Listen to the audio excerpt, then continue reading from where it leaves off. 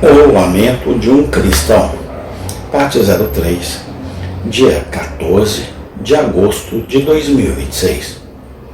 E então permita-me lembrá-lo de que, se esses lutos repentinos puderem ocorrer, e se houver um quarto escuro em qualquer casa em um momento, e o caixão estiver em qualquer uma de nossas habitações, vamos agir assim com nossos parentes e parentes, como se soubéssemos que logo morreriam. Jovem, trate seu velho pai como você o trataria se soubesse que ele morreria amanhã.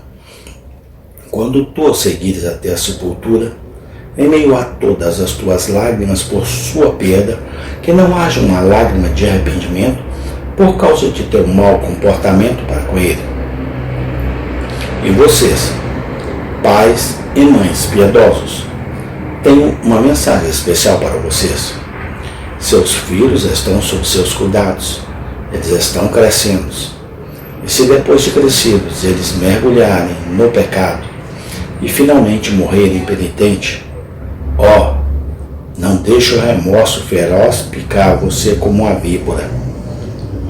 Se eu tivesse orado por meus filhos, que eu os tivesse ensinado antes de partirem. Eu oro para que você viva, para que quando você estiver sobre o corpo morto de seu filho, você nunca possa ouvir uma voz saindo daquele barro. Pai, tua negligência foi minha destruição. Mãe, a tua falta de oração foi o instrumento da minha condenação. Mas viva de modo que quando você ouvir o toque fúnebre, até mesmo de um vizinho, você poderá dizer: pobre alma, quer ela tenha ido para o céu ou para o inferno, eu sei que estou limpo de seu sangue. E com dupla seriedade, seja assim com seus filhos. Sim, diz alguém, mas tenho pensado em ensinar mais a meus filhos sobre Cristo e ser mais sincero em oração por eles. A Deus. Mas e se eles morrerem amanhã? Sim, diz a esposa. E se ele morrer antes que você tenha limpado sua consciência dele? Meus irmãos e irmãs em Cristo, se os pecadores serão condenados, pelo menos que saltem para o inferno por causa de nossos corpos. E se eles morrerem, que morram com nossos braços sobre seus joelhos, implorando que fiquem, e não loucamente para se destruir. Se o inferno deve ser preenchido, pelo menos deixe-o ser preenchido, apesar de nossos esforços. E não deixe ninguém ir para lá sem aviso e sem oração. E se ele morrer antes que você tenha limpado sua consciência dele?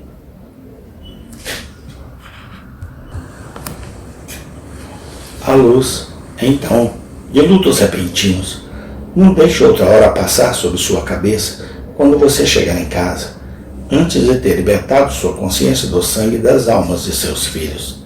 Reúna-os ao seu redor esta tarde e diga-lhes: meus queridos filhos, aprendi hoje que vocês podem morrer. Eu sabia disso antes, mas fiquei com isso gravado em minha mente por um incidente solene.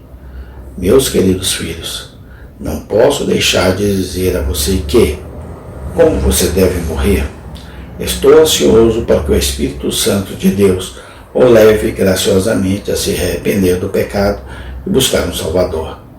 E então, quando você lhes disser o caminho para a salvação, em termos simples, coloque seus braços em volta de seus pescoços e ordene aos pequeninos que se ajoelhem e orem. Deus, como eles estão na imagem do terreno. 2. O segundo tema do meu discurso é morte súbita.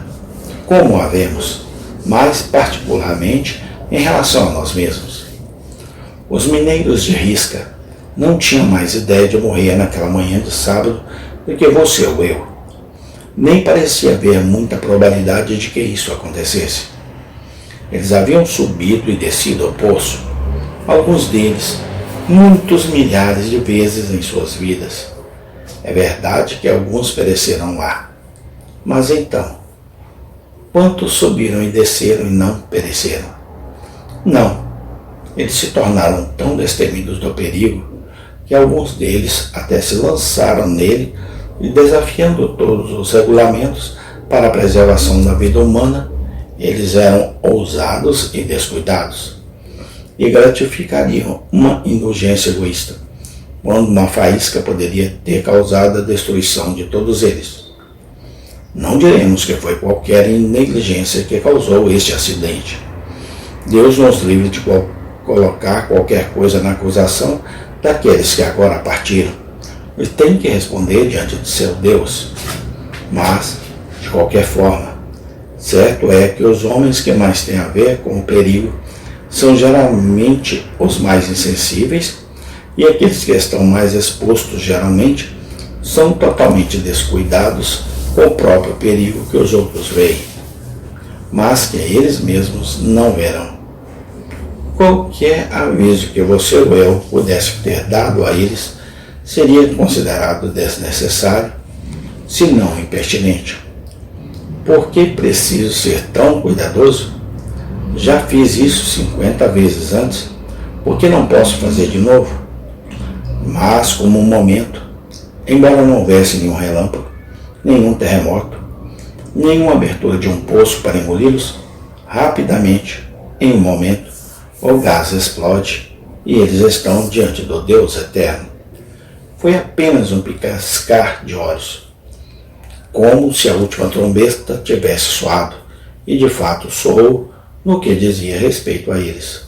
E caiu o cadáver sem vida, e o espírito voltou para Deus que o fez. E você e eu também estamos em perigo. Não estamos no poço do meio do ar explosivo, mas existem 1000 portas para a morte. Quantos há que caíram mortos nas ruas? Quantos sentados em suas próprias casas? Fiquei apenas 1 ou 2 semanas atrás com um excelente homem cristão, que estava então com a saúde mais saudável e saudável. Fiquei realmente surpreso quando soube imediatamente depois que ele havia voltado para casa, sentado em sua cadeira, fechado os olhos e morrido. E essas coisas são comuns, e em uma cidade como a nossa, não podemos passar por uma rua sem ouvir falar de alguma visita como essa. Bem, nossa vez deve chegar. Talvez morramos dormindo em nossas camas após uma longa doença, mas provavelmente seremos chamados repentinamente em uma hora em que pensamos não enfrentar as realidades da eternidade. Amém. Tem continuação. Obrigado a Deus, porque até que o Senhor tem nos ajudado e abençoado. Louvado e glorificado seja o santo nome do Senhor Jesus Cristo, nosso Salvador. Amém e amém.